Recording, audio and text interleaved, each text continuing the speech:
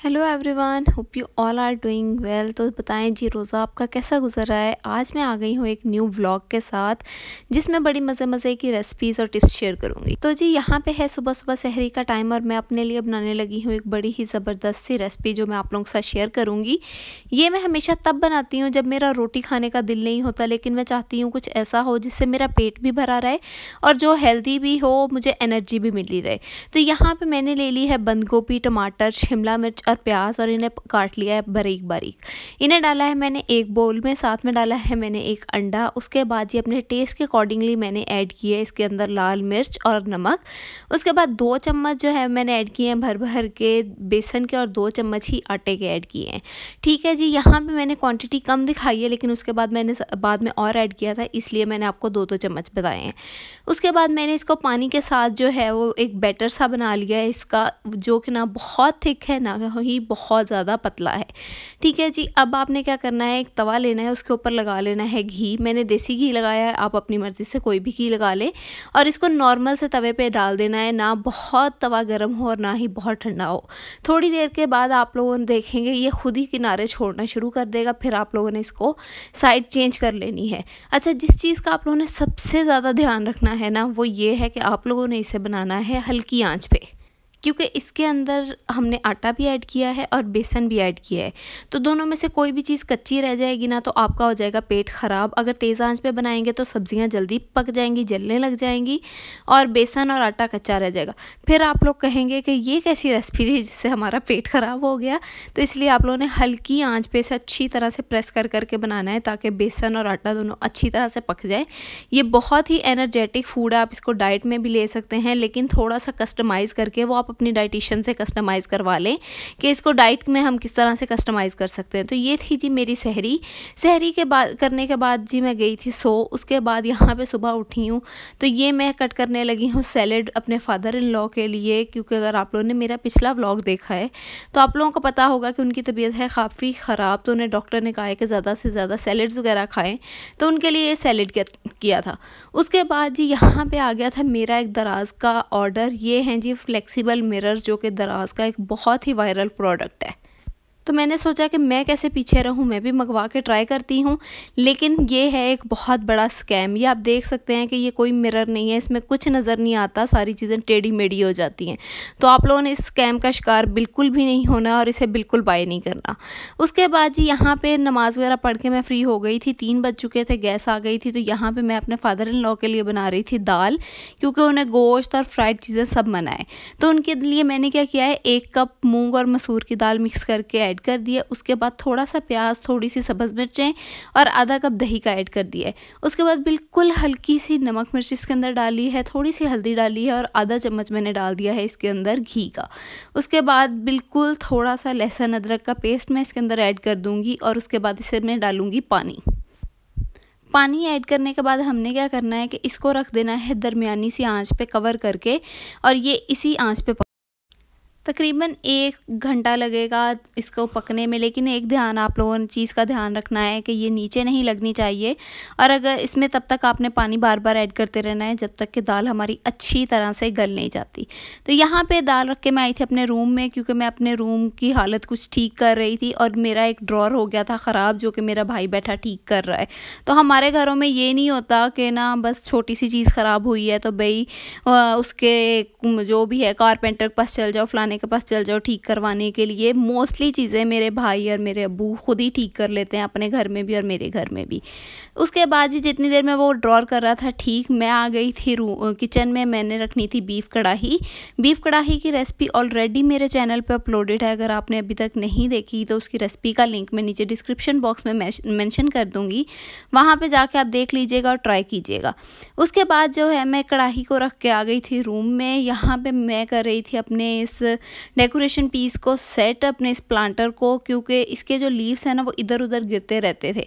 तो मैं इसके अंदर ये जो होता है ना थर्मल शीट, ये लगा के फिर रखूँगी ताकि ये सेट रहें। और ये जो प्लांटर है ये मुझे बहुत ज़्यादा पसंद है। एक तो मैं इसे ऑलरेडी लेना चाहती थी लेकिन काफ़ी टाइम से ले नहीं पा रही थी। लेकिन कहते हैं ना कि जब आप किसी चीज़ को सच्चे दिल से चाहो तो खुदा खुद ही उसको आप तक पहुँचा देता है।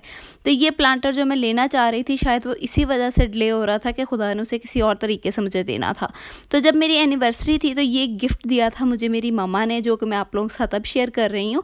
अगर आपने एनिवर्सरी का व्लॉग देखा है तो आपको पता होगा कि मेरी मम्मा ने इसके साथ मुझे एक ड्रेस भी गिफ्ट किया था, लेकिन ड्रेस मुझे पहले मिल गया था और ये बाद में, क्योंकि ये मैंने किया था खुद अपनी पसंद से दराज से ऑर्डर, और ऑर्डर आने में लग गया था काफ़ी सारा टाइम, इसलिए एनिवर्सरी पे मम्मा ने मुझे दे दिया था ड्रेस और ये बाद में दिया था। तो जी प्लांटर सेट किया, उसके बाद रूम हो गया था सारा गंदा, दोबारा से सारा रूम साफ़ किया और मैं आ गई किचन में, क्योंकि अफ्तारी का टाइम होने वाला था। और यहाँ पे मैं बना रही थी चिकन पकौड़ा। चिकन पकौड़े के लिए सारा जो सामान वगैरह है वो मैंने डाल दिया है। चिकन पकौड़े की रेसिपी ऑलरेडी मेरे इंस्टाग्राम पे अपलोड हुई है, अगर आपने अभी तक नहीं देखी तो वहाँ पर जाके देख लें। इंस्टाग्राम मेरा है z.diaries9 के नेम से, तो वह आप देख लीजिएगा। अगर आपने अभी तक रेसिपी नहीं देखी इंस्टाग्राम वाली तो उसका भी लिंक मैं नीचे डिस्क्रिप्शन बॉक्स में मेंशन कर दूंगी, वो भी आप लोग देख लीजिएगा। तो अभी मैं क्या कर रही हूँ कि मैं चिकन पकौड़ा के अंदर सारे स्पाइसेस वगैरह ऐड कर रही हूँ और इसको मैरिनेट करके मैं रख दूँगी, ताकि जब तक इसे फ्राई करने का टाइम आए सारा जो इसका मिक्सचर है ना वो चिकन के अंदर अच्छी तरह से अब्जॉर्ब हो चुका हो और ये बहुत अच्छे टेस्टी जूसी और स्पाइसी बने। साथ ही साथ यहाँ पे मेरी चिकन कढ़ाई नहीं, बीफ कढ़ाई हो रही थी रेडी। ये तकरीबन रेडी हो चुकी थी, मैंने तकरीबन काफ़ी हद तक से रेडी करके रख लिया था और दाल हमारी कम्प्लीटली रेडी थी। इतने में मेरे हस्बैंड ने कहा कि उन्होंने आलू वाले पकौड़े भी साथ में खाने हैं, तो यहाँ पे उनके लिए बन रहे थे आलू वाले पकौड़े साथ में, और बाकी जो दूसरा बैटर है वो बन रहा था चिकन के पकौड़ों के लिए। तो आप मुझे बताइएगा कि आपकी इफ्तारी में क्या क्या बनता है। अगर पर्सनली मैं अपनी बात करूँ ना तो मुझे इफ्तारी में एक आध आइटम ही पसंद है कि आप एक आध चीज़ बना लें, उसे अच्छे से खा लें। जितनी ज़्यादा चीज़ें होती हैं ना उतना एक तो टाइम ज़्यादा लगता है, मेहनत ज़्यादा लगती है। आपकी सबसे मेन चीज़ ये होती है कि आपकी इबादत का टाइम उतना ज़्यादा वेस्ट होता है कि मतलब आपको उतनी जल्दी स्टार्ट करना पड़ता है और इबादत का टाइम उतना ही आपके पास कम रह जाता है। फिर दूसरी चीज़ ये होती है कि आपकी ये इतने फ्राइड आइटम्स खा के आपके स्टमक इफ़ेक्ट होता है, आपकी हेल्थ इफ़ेक्ट होती है, आप लोग बीमार होते हैं बार बार।